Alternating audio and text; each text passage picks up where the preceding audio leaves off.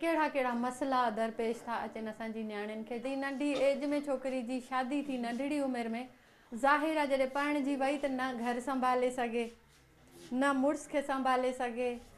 इसी तरह से फिर एक गांव से दूसरे गांव, दूसरे गांव से तीसरे गांव। आज शुक्र है अल्लाह का कि हम हैं 8-10 डिस्ट्रिक्ट में हम काम कर रहे हैं ख़वातीन के साथ मिलके।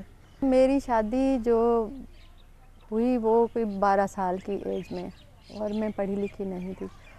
रोटी मैं नहीं बना सकती थी, जो भी मैं काम करूं वो ठीक से ना हो पाए, फिर तशद्दुद होना शुरू हो जाए। कभी देवर मार रहा है तो कभी हस्बैंड, तो कभी सास, कभी ससुर। इस तरह से मेरी लाइफ का कुछ अरसा गुज़रा। जल्दी जल्दी में मुझे बच्चे हो गए। 2 बच्चों के साथ घर को डील करना बहुत मुश्किल था। मेरा हस्बैंड मुल्क से बाहर रहता था, सऊदी में, वहाँ पे काम करता था। 4 साल के बाद मेरे हस्बैंड को ये लगा कि ये खूबसूरत नहीं है, पढ़ी लिखी नहीं है, तो मैंने दूसरी शादी करनी है। मुझे उसने डाइवोर्स किसी के हाथ भेज दिया ना। मुझसे सिलाई नहीं होती थी, मुझसे कढ़ाई नहीं होती थी। एक दफ़ा मैं बिल्कुल हार गई ना, बिल्कुल हार गई। दोनों बच्चों को लेके मैं नहर पे चली गई, और मैंने ये तय कर लिया था कि मैंने मरना है ना, तो मैं इनको किसके आसरे छोड़ूं, किसके सहारे छोड़ूं। जब मैं नहर पे गई तो बेटी तो छोटी सी थी, मेरी गोदी में थी। बेटा मेरे साथ गया। जैसे जैसे मैंने कोशिश की ना कि हम बेटे को पकड़ा, तो उसने मेरा पल्लू पीछे खींच लिया, पीछे खींचा, और मैंने पलट के देखा ना, वो रो पड़ा कि नहीं, हम नहीं मरना चाहते।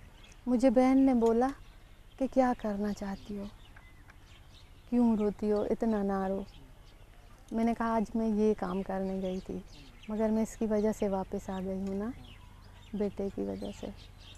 उसने कहा नहीं करो, ऐसा नहीं करो, मैं तुम्हारे साथ हूँ।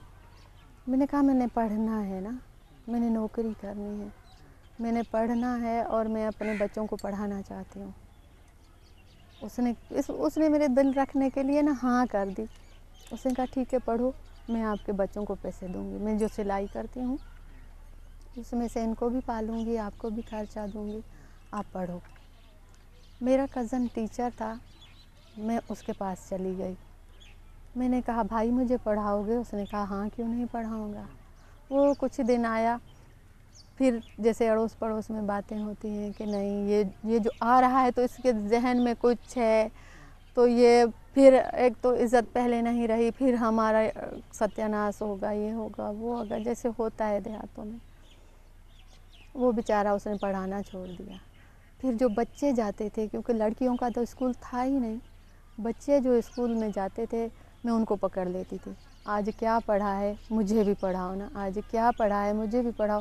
जो छठी क्लास के बच्चे थे, इस तरह से मैंने पढ़ पढ़ के जाके मैंने एग्ज़ाम दिया प्राइवेट। और उन दिनों ये था कि जिस गांव में कोई पढ़ी लिखी लड़की होगी वहाँ पे हम स्कूल खोलेंगे।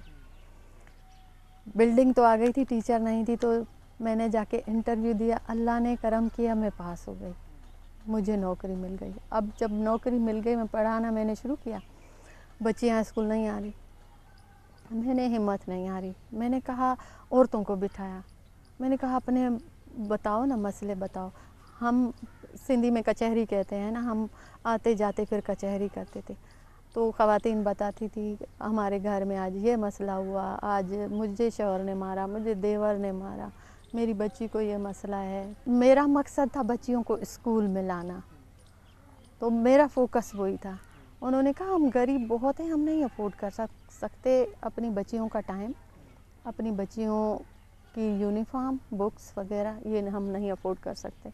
हम मर्दों को तो फिर भी समझाते हैं, अगर हम ज़मीनों पे काम करते हैं तो बच्चियां घरों को संभालती हैं, बच्चों को संभालती हैं, छोटी माएँ बनी होती हैं। मैंने कहा कुछ भी हो, टाइम निकालना पड़ेगा। तो उन्होंने कहा हमें रोज़गार चाहिए। मैंने कहा ठीक है, मगर पैसे आप लोगों ने निकालने होंगे। उन्होंने कहा हम पहले एक वक्त की रोटी खाते हैं, दूसरे की खाते नहीं हैं, हम कहाँ से दें। मैंने कहा 1 रुपया रोज़ बचाते हैं, 30 रुपये माहाना बन जाएंगे, तो उससे भी हम इकट्ठा करेंगे वो। मैंने उस वक्त मेरी सैलरी 1300 रुपये थी। अब 1300 का आधा तो मैंने इधर करके ना एक खातून को दे दिए पैसे। बहुत ये नहीं था कि लोन दे रहे हैं, मैंने कहा उधारे हैं, उधार है ये आपने वापस करनी है, फिर किसी और को देना है। उसने क्या किया, जाके ले लिए छोटी मोटी चीज़ें, मिठाई हो गई, सर्फ हो गया, साबुन, जो ज़रूरत की चीज़ें ख़वातीन को होती हैं।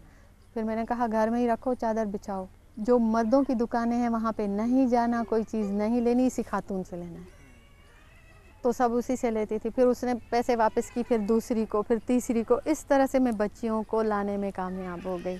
हैरान थी मैं कि पाकिस्तान में बहुत सारी पढ़ी लिखी ख़वातीन काम कर रही हैं एनजीओ फील्ड के अंदर, तो उनको क्यों नहीं किया और मुझे क्यों करेंगे। मेरा तो इतना वो जैसे होता है कि सियासी कोई बैकग्राउंड नहीं है, और ना ही मैं कोई जैसे बेगमात काम करती हैं उस तरह, ना ही मेरा कोई इतना मीडिया पे भी था कि उन्होंने कैसे सुना कि किस तरह से फिर उन्होंने नॉमिनेट किया। अगर वो लोग बड़े पॉजिटिव और सपोर्टिव, दोनों ख़वातीन, मिशेल ओबामा चाहे हिलरी क्लिंटन, उन्होंने मेरे बिहाफ पे बोला। और ये जो आपको करेज का अवार्ड मिल रहा है, तो आपको हम करेज कर रहे हैं कि आप और ख़वातीन को आप इनकरेज करो।